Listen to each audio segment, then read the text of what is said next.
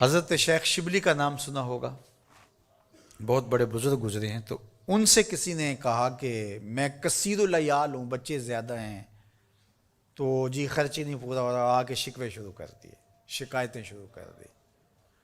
تو جب وہ ساری بات مکمل کر چکا تو حضرت شیخ شبلی نے فرمایا کہ تو واپس گھر چلا جا، جس جس کا رزق اللہ کے ذمہ نہیں ہے اس کو گھر سے نکال دے، تو سوکھا ہو جائے گا۔ اس نے کہا جی یہ کیسے ہو سکتا ہے، سب کا رزق اللہ کے ذمہ کرم ہے۔ تو کہا پھر اتنی بھی پریشانی کی کیا ضرورت ہے، اس کے ذمہ ہے، اب وہ کب کتنا دیتا ہے اس پہ تو راضی رہے، تیری زندگی سوکھی ہو جائے گی۔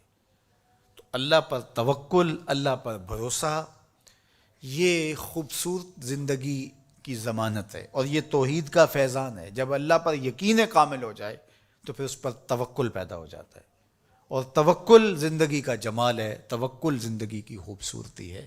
لیکن توکل یہ نہیں ہے کہ چھوڑ کے بیٹھ جائیں۔ توکل کا مفہوم یہ ہے کہ حضرت انس رضی اللہ تعالیٰ عنہ سے ہے کہ گھٹنا بھی باندھو اور اللہ پر توکل بھی کرو۔ اونٹ کا گھٹنا باندھو، سائیکل موٹر سائیکل کھڑی کی ہے اس کا تالا لگاؤ اور پھر اس کو اللہ کے سپرد کر کے آ جاؤ۔ لیکن اگر آپ گاڑی کھلی چھوڑ کے آ جاتے ہیں، اونٹ کو گھوڑے کو کھلا چھوڑ کے آ جاتے ہیں اور کہتے ہیں میں اللہ پہ بھروسہ کیا، یہ توکل کے منافی۔ جو اسباب ہیں ان کو پورا کرو، اسباب کو پورا کرنے کے بعد آگے سپرد اللہ کے کر دو، تمہارے لیے کافی ہوگا۔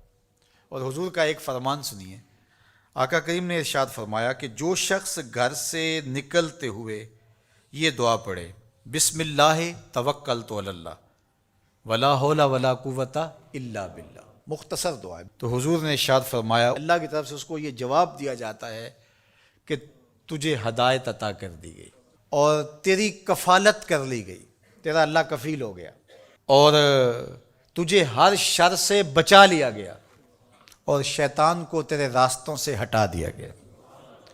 کام کیا کرنا ہے؟ بسم اللہ توکلت علی اللہ ولا حول ولا قوت الا باللہ، یہ گھر سے نکلتے ہوئے پڑھ لیں گے تو انشاءاللہ حضور علیہ الصلوۃ والسلام کا جو فرمان ہے اس کے ہم مصداق بن جائیں گے، اور اللہ کی رحمتوں کے حصار میں آ جائیں گے، شیطانوں سے بچ بچ کے چلیں گے۔ گلی اور بازاروں کے اندر شیطانوں کی بھیڑ بھی ہوگی لیکن ہم سے نہیں ٹکرا سکیں گے، ہٹا دیے جائیں گے، کیونکہ یہ ضمانت ہمارے حضور نے ہمیں دی ہے۔ تو اللہ پر توکل، اللہ پر بھروسہ، یہ مومن کی زندگی ہے۔ کام کریں، گھٹنے باندھیں، سب کچھ کریں، لیکن بھروسہ اللہ پہ۔ محنت ہم نے کی ہے لیکن محنت کا نتیجہ نہ سمجھیں، اللہ کا کرم کا نتیجہ سمجھیں۔ یہ کہتے ہیں وہ منڈے نے بڑی محنت کی ہے جی اس لیے آگے نکل گیا ہے۔ کتنے منڈے ہیں جنہوں نے بڑی محنت کی اور پیچھے رہ گئے ہیں؟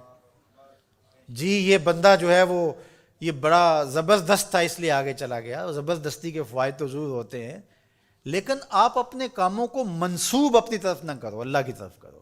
وَإِذَا مَرِضْتُ فَهُوَ يَشْفِينِ، جب میں بیمار ہوتا ہوں وہ مجھے شفا دیتا ہے۔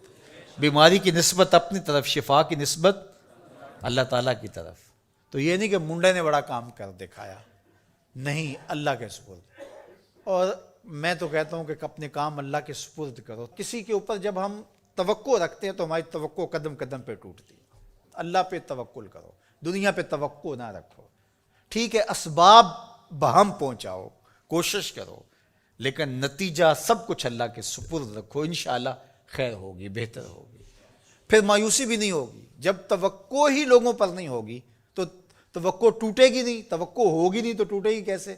تو پھر مایوسی اور پریشانی نہیں ہوگی۔ تو اللہ پہ توکل تمہیں اعتماد دے گا، اللہ پہ توکل تمہیں مضبوط کرے گا، اللہ پہ توکل تمہیں کھڑا کر دے گا، اللہ پہ توکل تمہیں توحید کے نور سے مالا مال کرے گا۔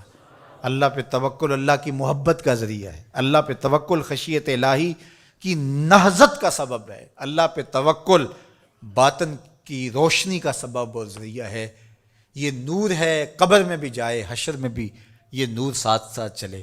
تو اللہ پر توکل یہ زندگی کی خوبصورتی ہے، اور یہ ہماری زندگیوں میں اترنا چاہیے۔